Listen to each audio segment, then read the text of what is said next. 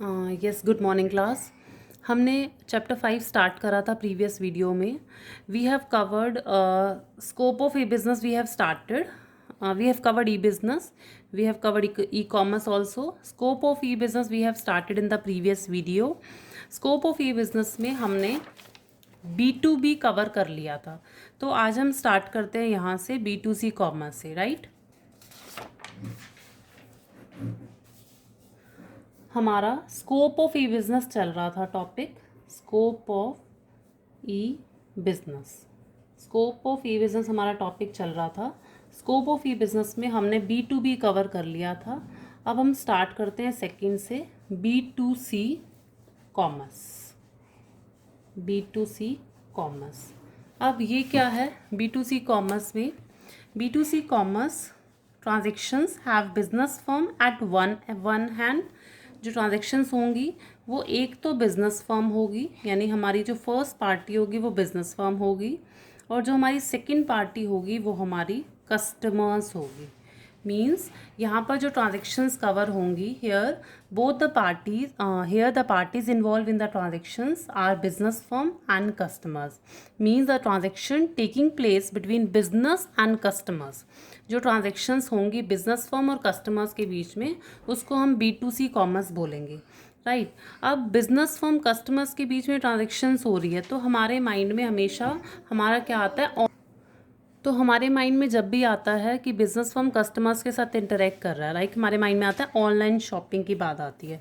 मतलब business firm customers के साथ इंटरेक्ट कर रहा है, यानी प्रोडक्ट वो बेच रहा है, राइट। या फिर वो आफ्टर सेल सर्विस डिलीवर कर रहा है, आफ्टर सेल सर्विस डिलीवर कर रहा है। तो when business firm interact with the customer, the one thing that always comes in our mind, that is the selling और आफ्टर सेल सर्विस।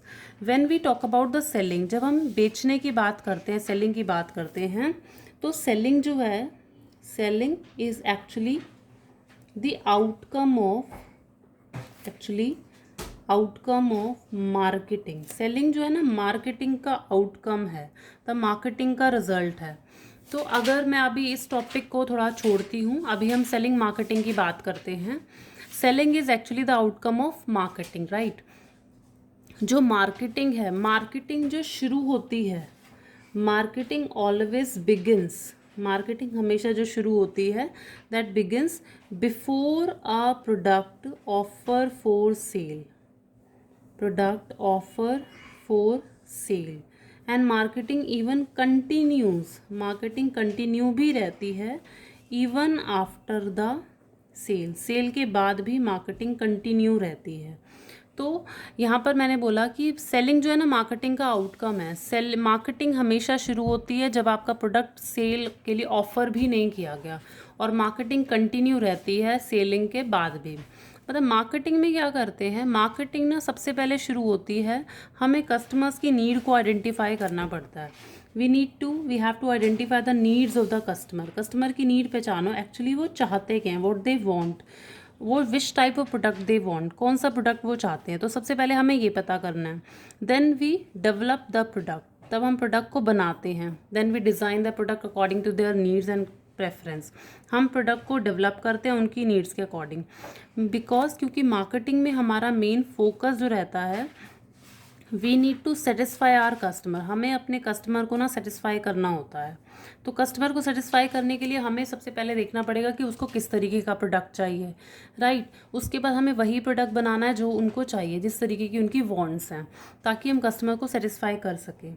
तो हमें मार्केटिंग सेलिंग से भी पहले शुरू होती है, यानी बेचना नहीं है। मार्केटिंग में सबसे पहले आप पहचानो, उसके बाद उनको बेचो, और बेचने के बाद भी आप आफ्टर सेल मार्केटिंग तभी भी कंटिन्यू रहती है। मतलब marketing always continue even after the sale. बेचने के बाद भी आपको उनको आफ्टर सेल सर्विस प्रोवाइड करनी है, वेदर दे आर सेटिस्फाइड और नॉट। ये अभी आपको मार्केटिंग में देखना है, राइट।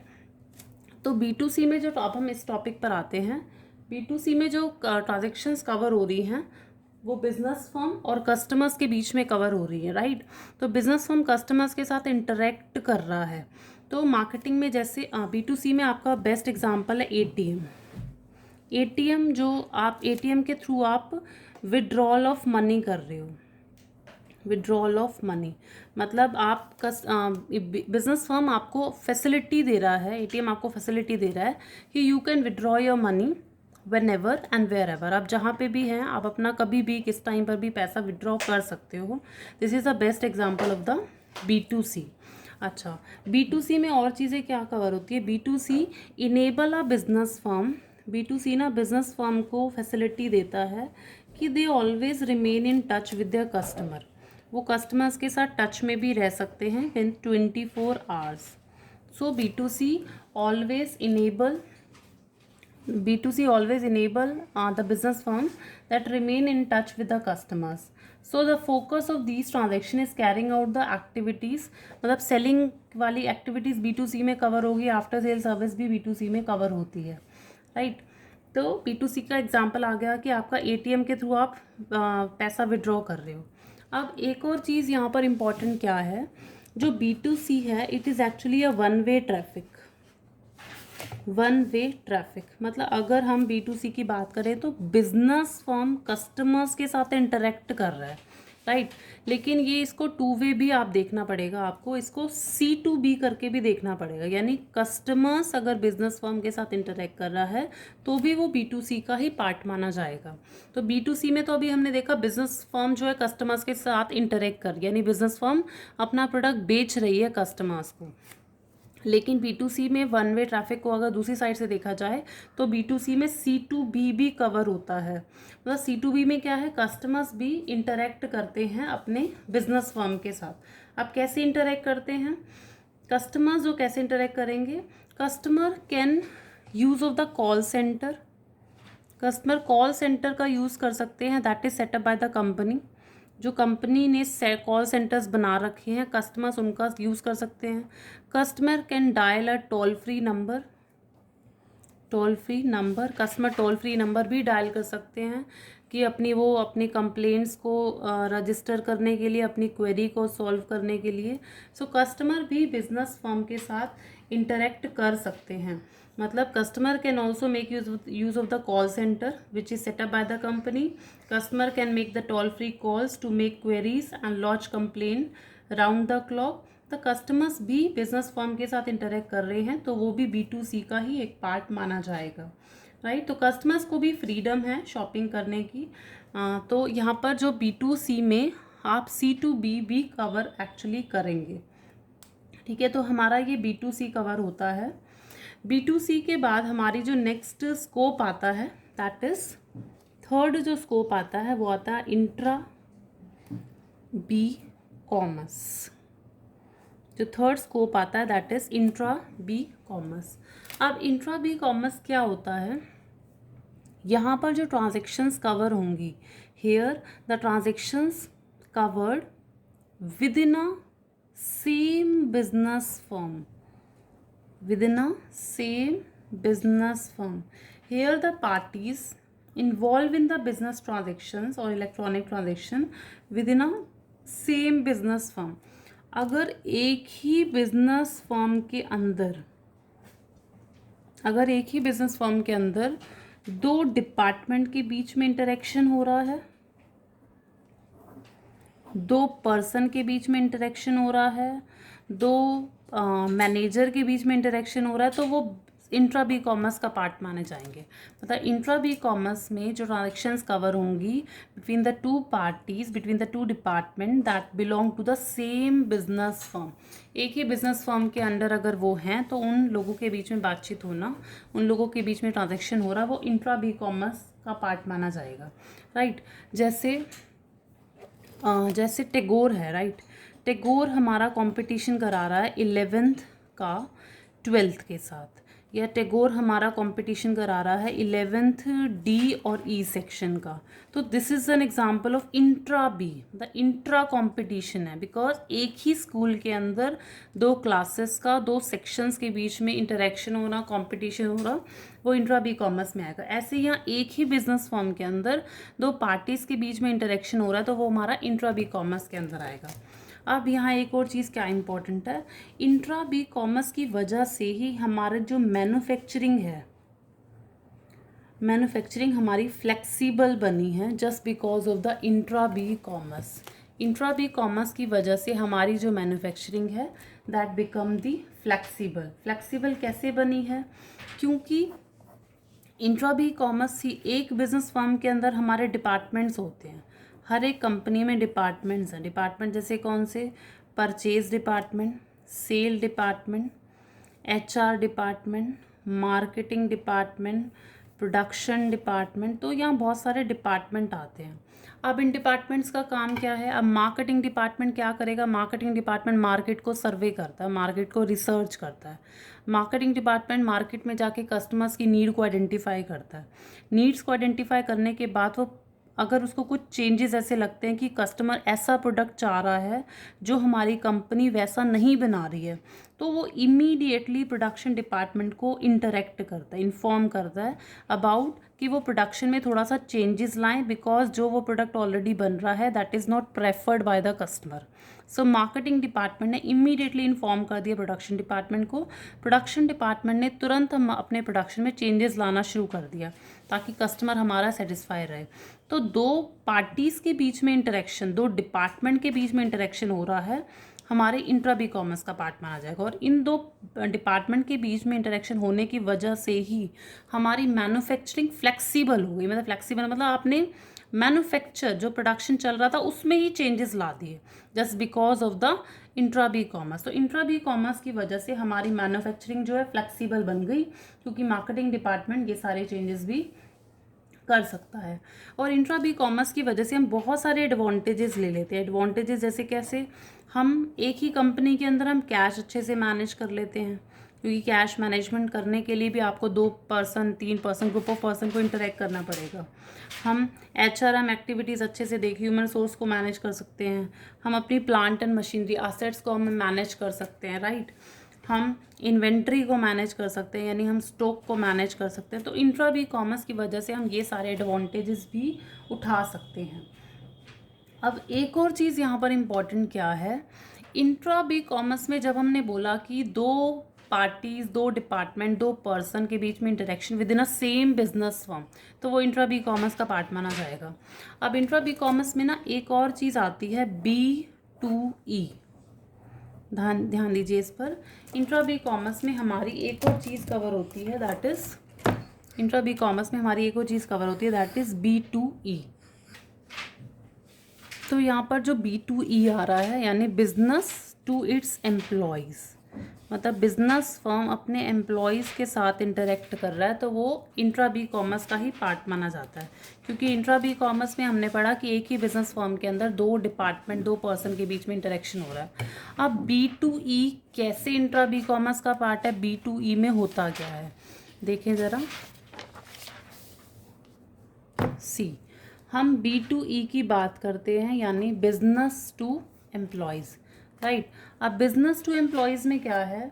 अगर फर्म इंटरेक्शन कर रही है अपने एम्प्लॉयज़ के साथ, if the firm interact with its employees this will simply known as the B2E, right.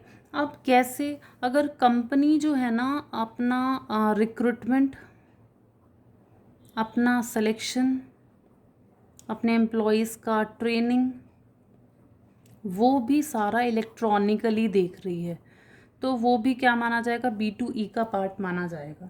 मतलब कंपनी जो अपने एम्प्लॉयज़ का रिक्रूटमेंट, सिलेक्शन, इंटरव्यू लेना, ट्रेनिंग करना, वो मतलब एक तरीके से लर्निंग चल रहा है अपने एम्प्लॉयज़ का। एम्प्लॉयज़ को डेवलप कर रही है, एम्प्लॉयज़ को ट्रेन कर रही है वाया इंटरनेट, तो वो भी हमारा B2E में आएगा। अब क्या है? एम्प्लॉयज़ भी इसका एडवांटेज ले सकते हैं। Employees can also send the report. Employees अपनी रिपोर्ट बना रहे हैं, एम्प्लॉयज़ अपना वर्क सबमिट कर रहे हैं वाया ईमेल। ईमेल के थ्रू अपने एम्प्लॉयज़ अपने बिजनेस फर्म के साथ, अपने मैनेजर्स के साथ इंटरेक्ट कर रहे हैं, अपना इन्वेंट्री बता रहे हैं, अपना प्रोडक्शन बता रहे हैं। मतलब employees can also interact with their firm, अपने फर्म के साथ वो भी इंटरेक्ट कर सकते हैं। एक और यहाँ पर एक और चीज़ हम पढ़ते हैं इंट्रा बी में, VPN technology. Intra B commerce में हम पढ़ते हैं VPN टेक्नोलॉजी। VPN टेक्नोलॉजी मतलब वर्चुअल प्राइवेट नेटवर्क टेक्नोलॉजी। अब ये टेक्नोलॉजी क्या कहती है? ये टेक्नोलॉजी भी हमारी इंट्रा बी कॉमर्स में आएगी, because this technology is a part of B2E। अब वर्चुअल प्राइवेट टेक्नोलॉजी क्या कहती है? अंडर वर्चुअल प्राइवेट टेक्नोलॉजी ये कहती है कि वर्चुअल प्राइवेट टेक्नोलॉजी में employees do not have to come to office. अब एम्प्लॉयज़ को ना इस टेक्नोलॉजी के थ्रू एम्प्लॉयज़ को ऑफिस नहीं जाना, employees do not have to come to the office, otherwise the employees को ऑफिस नहीं जाना, इंस्टेड ऑफिस ही उनके पास चल के आ जाता है। Employees do not have to come to the office, instead in a way that the office goes to them, office ही उनके पास चला जाता है। They can work from whenever wherever they are and with their own speed and the time convenient। मतलब employees को office नहीं जाना, लेकिन ऑफिस ही उनके पास चल के आ रहा है। मतलब एम्प्लॉयज़ अपना काम wherever they are, जहाँ पे भी वो हैं, अपनी स्पीड से अपने कन्वीनियंस के साथ कर सकते हैं। तो ये वीपीएन टेक्नोलॉजी का मतलब है ना, एम्प्लॉयज़ भी वर्क फ्रॉम होम कर रहे हैं, जैसे अब हम लोग कर रहे हैं। Like teachers we are working from home, means we are teaching via electronically, via internet, हम इंटरनेट के थ्रू पढ़ा रहे हैं। तो ये भी आपकी वीपीएन टेक्नोलॉजी के कवर आता है। तो यहाँ पर भी क्या है कि वीपीएन टेक्नोलॉजी B2E का पार्ट है और B2E हमारा इंट्रा बी कॉमर्स के अंदर आता है, राइट। तो इंट्रा बी कॉमर्स में क्या है, एक ही बिजनेस फर्म के अंदर अगर इंटरेक्शन हो रहा है दो पार्टीज़ के बीच में, दो बिजनेस फर्म के बीच में, तो वो इंट्रा बी कॉमर्स का ही पार्ट माना जाएगा, राइट। तो ये हमारा B2E कवर होता है यहाँ पर। अब हम पढ़ते हैं इसमें एक लास्ट हमारा रह गया है C2C commerce, C2C commerce, right. हमारा जो लास्ट स्कोप रह गया है C2C कॉमर्स। अब ये बहुत ही सिंपल है। C2C commerce simply stand for here both the parties involve in customers to customer. यहाँ पर दोनों पार्टीज हमारी कस्टमर ही हैं। C2C stand for customer to customer, यहाँ पर दोनों ही पार्टी कस्टमर ही हैं। Here the business originate from the customer and destination is also the customer. शुरू भी कस्टमर से होता है और डेस्टिनेशन भी कस्टमर्स पर ही आती है। जैसे दो कस्टमर्स के बीच में इंटरेक्शन हो रहा है, ये जनरली वहाँ सूटेबल है। This commerce is suitable for dealing in the goods for which there is no established market, जिसकी कोई ना एस्टैब्लिश्ड मार्केट नहीं है, वहाँ पर ये C2C सूटेबल है।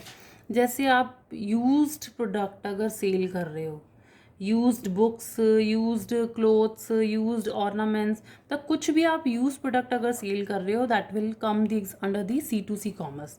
जैसे OLX हो गया, OLX पे आप अपने प्रोडक्ट्स को ऑनलाइन आप अपने प्रोडक्ट को बेच रहे हो, लेकिन प्रोडक्ट्स आपके कौन से हैं, वो यूज्ड प्रोडक्ट हैं। तो यूज प्रोडक्ट्स को आप सेल कर रहे हो, वो आपका C2C कॉमर्स का पार्ट आएगा, राइट। अब C2C में क्या है कि एक कस्टमर दूसरे कस्टमर्स के साथ इंटरेक्ट कर रहा है। एक तो वो प्रोडक्ट बेच सकता है, बेचने के थ्रू के मीडियम से वो इंटरेक्ट कर सकता है, राइट। और दूसरा क्या आ जाता है यहाँ पर ना, एक कस्टमर दूसरे कस्टमर्स के साथ इंटरेक्ट कैसे कर सकता है, मतलब एक कस्टमर दूसरे कस्टमर्स को वॉर्न भी कर सकता है। दूसरे कस्टमर को वॉर्न कैसे कर सकता है कि कोई भी अगर कस्टमर्स अगर प्रोडक्ट सही सेल नहीं कर रहा, कोई फ्रॉड हो रहा है किसी के साथ, तो वो भी उसको अच्छे से वॉर्न इंटरेक्ट कर सकता है। तो यहाँ पर क्या आता है, जैसे हमने OLX का एग्जांपल लिया, OLX हो गया, eBay हो गया, क्विकर हो गया, तो ये हमारे जो एग्जांपल्स हैं C2C पार्ट, C2C कॉमर्स के, ठीक है। अब यहाँ पर एक और चीज़ आती है, मैंने बताया कि जहाँ पर कोई एस्टैब्लिश्ड मार्केट नहीं है तो वहाँ पर C2C बेस्ट माना जाता है, क्योंकि यूज प्रोडक्ट्स आप सेल कर रहे हो, ठीक है। अब जो हमारा C2C कॉमर्स है, उसमें ना एक पेपाल हमारा इंटरमीडिएटरी का काम करता है। PayPal is an intermediary. PayPal intermediary कैसे करता है, which help to make the payment, payment के लिए वो हेल्प करता है। अब कैसे करता है, क्योंकि जो एक कस्टमर है दूसरे कस्टमर्स के साथ इंटरेक्ट कर रहा है, दूसरा कस्टमर तो अननोन है उसके लिए, राइट। तो ये दोनों तो अननोन है, एक दूसरे को जानते नहीं हैं। अब कि एक अननोन कस्टमर्स के साथ अननोन सेलर से खरीदने से बजाय तो वो क्या करते हैं, पेपाल की हेल्प लेते हैं। पेपाल जो है सेलर को नोटिफाई करता है कि वो तब तक मनी उसका होल्ड करके रखेगा जब तक गुड्स अपना बायर तक एक्चुअली पहुंचा नहीं देता। तो यहाँ पर पेपाल जो इंटरमीडिएटरी का काम करता है, PayPal hold the money until the goods actually reach by the customer. Safely अगर पहुंच जाता है तो पेपाल उसको मनी ट्रांसफ़र कर देता है। तो पेपाल जो है इंटरमीडिएटरी का काम करता है अंडर C2C कॉमर्स। एक बार पेपाल सेटिस्फाई हो गया तो वो पेमेंट रिलीज कर देता है in the account of the seller. अब यहाँ पर क्या है कि मैंने दूसरा बताया कि कस्टमर दूसरे कस्टमर्स को इंटरेक्ट कर सकता है, वॉर्न कर सकता है कि अगर कोई पर्टिकुलर पर्सन कोई फ्रॉड कर रहा है तो वो दूसरा कस्टमर भी वॉर्न कर सकता है सोशल साइट्स पर, जैसे Facebook, Google, Twitter, WhatsApp, Hike, WeChat. तो इन पर वो कस्टमर्स को वॉर्न कर सकता है अबाउट कि भाई ये सब चीज़ें फ्रॉड है तो आप यहाँ से ना खरीदें। तो सोशल साइट्स पर भी पहला कस्टमर दूसरे कस्टमर को वॉर्न कर सकता है, राइट। एक और चीज़ इसमें क्या होती है, C2C की एक और एप्लीकेशन ये भी है, जैसे हम अगर FM पे कभी सुन रहे होते हैं और रेडियो चैनल पे सुन रहे होते हैं कि ट्रैफिक जैम के बारे में, हम सुन रहे होते हैं कि दिल्ली लाजपत नगर में ट्रैफिक मिला है, दिल्ली सरोजनी में ट्रैफिक है। तो C2C की एप्लीकेशन ये भी होगी, वो एक C2C में फॉर्मेशन ऑफ कंज्यूमर फॉर्म है, फॉर्मेशन ऑफ कंज्यूमर फॉर्म। तो वो उस कंज्यूमर फॉर्म की फॉर्मेशन बनी हुई है कि आप वहाँ पर भी जा कर के अपनी कंप्लेंट्स अपने मतलब दूसरों को इन्फॉर्म करने के लिए आप कुछ भी इन्फॉर्म करने के लिए आप कर सकते हैं। लाइक व्हाट कि like a vehicle owner in a traffic jam can alert others via message on radio about the traffic situation of the area he stuck in. मतलब एक अग्रीव्ड कस्टमर अपना एक्सपीरियंस शेयर कर सकता है अपने product के साथ कि मेरे साथ मैंने ये प्रोडक्ट ख़रीदा, मेरे को ये धोखा मिला, ये अलर्टनेस मिली, तो मैं दूसरों को अलर्ट कर रही हूँ, दूसरे कस्टमर को अलर्ट कर रही हूँ कि यहाँ से ना खरीदें क्योंकि ये चीज़ें फ्रॉड हो रही हैं। तो जो कंज्यूमर फॉर्म बने हुए हैं, प्रेशर ग्रुप्स बने हुए हैं, वो भी हमारे C2C के अंदर आएंगे। जो हमारे प्रेशर ग्रुप्स बने हुए हैं, जो हमारे कंज्यूमर फॉरम्स बने हुए हैं, वो भी हमारे C2C की एप्लीकेशन में ही आएगा। क्योंकि ये भी C2C की एप्लीकेशन में क्यों आ रहा है, क्योंकि यहाँ पर भी एक कस्टमर दूसरे कस्टमर को वॉर्न कर रहा है। तो पेपाल इंटरमीडिएटरी हो गया, OLX, ईबे, क्विकर आपका C2C में आ गया, प्रेशर ग्रुप्स, कंज्यूमर फॉरम भी आपका C2C कॉमर्स में आ गया। तो ये हो गया कि दो पार्टीज के बीच में, दो कस्टमर्स के बीच में इंटरेक्शन हो रहा है जहाँ पर यूज प्रोडक्ट बेचे जा रहे हैं। ठीक है, तो यहाँ पर हमारा scope of e business cover होता है। B2B we have covered, B2C we have covered, and intra B commerce and C2C.